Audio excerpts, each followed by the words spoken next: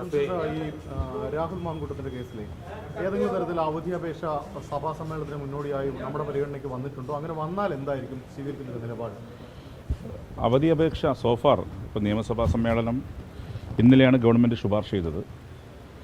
ഇന്നിപ്പോൾ ഞങ്ങൾ ഗവർണർക്ക് അയച്ചിട്ടുണ്ട്. സ്വാഭാവികമായും സെപ്റ്റംബർ മാസം 15-ാം തീയതിയാണ് നിയമസഭാ സമ്മേളനം ആരംഭിക്കുക. ഇതുവരെ അങ്ങനെ ഒരു അവധി അപേക്ഷ അദ്ദേഹത്തിൻ്റെ ഭാഗത്ത് നിന്ന് വന്നിട്ടില്ല. കാരണം നിയമസഭ ഇന്നലെ തുടങ്ങാൻ ഇന്നലെ ശുപാർശ ചെയ്തിട്ടുള്ളൂ. ഇപ്പോൾ ഈ സ്വാഭാവികമായിട്ട് അവർ പാർട്ടിയിൽ നിന്ന് സസ്പെൻഡ് ചെയ്തിരിക്കുകയാണ്. പ്രത്യേക ബ്ലോക്ക് അനുവദിക്കുന്ന, അങ്ങനെ സീറ്റ് അനുവദിക്കുന്ന അങ്ങനത്തെ വിഷയങ്ങളിലേക്ക് ഇതിപ്പോൾ ഞങ്ങളെ സംബന്ധിച്ചിടത്തോളം ഈ മീഡിയ റിപ്പോർട്ട് മാത്രമേ ഞങ്ങളുടെ മുന്നിലുള്ളൂ. അങ്ങനെ ഏതെങ്കിലും തരത്തിൽ പാർലമെൻ്ററി പാർട്ടിയിൽ നിന്ന് അദ്ദേഹത്തെ റിമൂവ് ചെയ്തുകൊണ്ടുള്ള ഒരു ലെറ്ററും സോഫാർ ഞങ്ങൾക്ക് ലഭിച്ചിട്ടില്ല. ജനപ്രതിനിധികൾ തന്നെ ഈ സംഘർഷത്തിന്റെ അല്ലെങ്കിൽ പ്രതിഷേധത്തിന്റെ ഒക്കെ ഭാഗമായിട്ട് തെരുവിലിറങ്ങി ആ സംഘർഷത്തിന്റെ ഭാഗമാവുന്ന സാഹചര്യം ഇതൊരു ജനപ്രതിനിധികൾക്ക് ആശ്വാസമായിട്ടുള്ള കാര്യമാണ്. അല്ല, ജനപ്രതിനിധികൾക്ക് നേരെ അജിറ്റേറ്റ് ചെയ്യാനുള്ള അധികാരം ജനങ്ങൾക്കുണ്ട്. അപ്പോൾ അങ്ങനെ അജിറ്റേറ്റ് ചെയ്യുന്ന ഘട്ടത്തിൽ ജനങ്ങളുടെ അതേ രീതിയിൽ ഞങ്ങൾക്ക് പ്രതികരിക്കാൻ പറ്റില്ല. ഇപ്പം ഞാനൊരു ഇലക്റ്റഡ് റെപ്രസെൻറ്റേറ്റീവാണ്. ഇപ്പം എനിക്ക് നേരെ പ്രൊട്ടസ്റ്റ് ചെയ്യാനുള്ള റൈറ്റ് ജനങ്ങൾക്കുണ്ട്. എന്തെങ്കിലും ഞാൻ തെറ്റായ കാര്യം ചെയ്തോ ഇനി ഇല്ലയോ. അപ്പോൾ അവർ തിരഞ്ഞെടുത്ത പ്രതിനിധിയാണ് ഞാൻ. അവർക്ക് എന്നോട് എന്തെങ്കിലും തരത്തിലുള്ള ഒരു അപ്രീതി തോന്നുന്നു.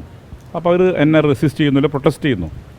അപ്പോൾ അവരിടപെടുന്ന അതേ രീതിയിൽ തിരിച്ച് ഞങ്ങൾ റെസ്പോണ്ട് ചെയ്യാൻ പാടില്ല. ഞങ്ങൾ കുറച്ചുകൂടി മെച്യൂരിറ്റി കാണിക്കണം. കാരണം ഞങ്ങൾ ജനപ്രതിനിധികളാണ്, ജനങ്ങൾ ഇലക്റ്റഡ് മെമ്പേഴ്സാണ്. അപ്പോൾ ജനത്തിൻ്റെ അതേ റെസ്പോൺസ് തിരിച്ച് അതേ രീതിയിൽ തന്നെ റെസ്പോണ്ട് ചെയ്യുന്ന രീതി ഞങ്ങൾക്ക് യോജിച്ചതല്ല. അതുകൊണ്ട് കുറച്ചുകൂടി മെച്യൂരിറ്റി ഞങ്ങളെപ്പോലുള്ള ജനപ്രതിനിധികൾ കാണിക്കണം. ഈ രാഹുൽ മാങ്കൂട്ടത്തലിനെ പാർലമെൻ്ററി പാർട്ടിയിൽ നിന്ന് പുറത്താക്കിയതിനെ സംബന്ധിച്ച് യാതൊരുവിധ അറിയിപ്പും ലഭിച്ചിട്ടില്ല.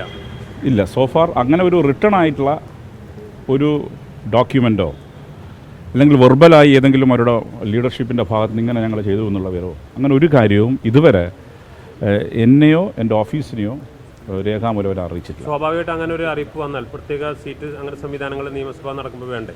അല്ല, അതിൻ്റെ നിയമസഭയുടെ പ്രൊസീഡിങ്സ് അനുസരിച്ച് ഞങ്ങൾ ചെയ്യും, അങ്ങനെ അവരാവശ്യപ്പെട്ടാൽ. ഇനി രണ്ടാമത് ഇപ്പോൾ രാഹുൽ മാങ്കൂട്ടത്തിനെതിരെ കേസ് എടുത്തിട്ടുണ്ട്. ഇപ്പോൾ അറസ്റ്റ് പോലുള്ള നടപടികൾക്ക് എന്തെങ്കിലും തടസ്സമുണ്ടോ? അല്ല, അത് അതിൻ്റെ ഗ്രാവിറ്റി അനുസരിച്ചാണ്. എന്താണ് ഇപ്പോൾ കേസ് രജിസ്റ്റർ ചെയ്തെന്നുള്ളത് ഞങ്ങൾ മനസ്സിലാക്കുന്നു.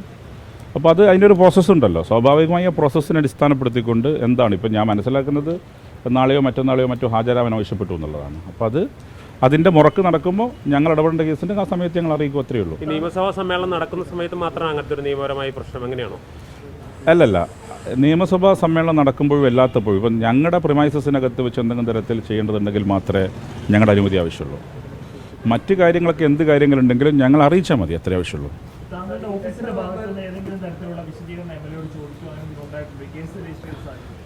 ഇല്ല, ഞങ്ങൾക്കിപ്പോൾ ആരെങ്കിലും പരാതി തന്നാൽ ഞങ്ങളുടെ ഒരു സിസ്റ്റം വെച്ച് ഞങ്ങൾക്ക് പ്രിവിലേജ് എത്തിക്സ് കമ്മിറ്റി ഉണ്ട്. ആ എത്തിക്സ് കമ്മിറ്റിക്ക് ശുപാർശ ചെയ്യാൻ ഞങ്ങൾക്ക് പറ്റും. ഞങ്ങൾക്ക് പരിമിതികളുണ്ട്.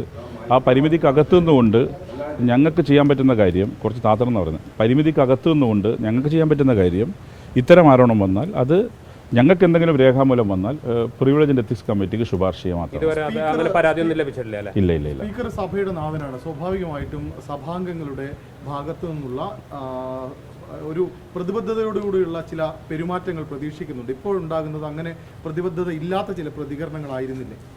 അല്ല, ഞാൻ പറഞ്ഞല്ലോ, ജനങ്ങൾ തിരഞ്ഞെടുത്ത പ്രതിനിധികൾ അവർ മനസ്സിലാക്കേണ്ട കാര്യം, ഞങ്ങൾ അവരുടെ ഒബീഡിയൻ്റായി വർക്ക് ചെയ്യേണ്ട ആളുകളാണ്.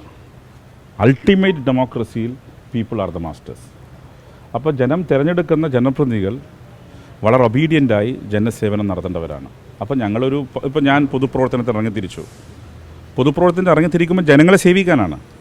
അപ്പോൾ ജനങ്ങളെ സേവിക്കേണ്ട നമ്മൾ കാണിക്കേണ്ട ഒരു പക്വതയും പാകതയും നമ്മൾ കാണിക്കണം.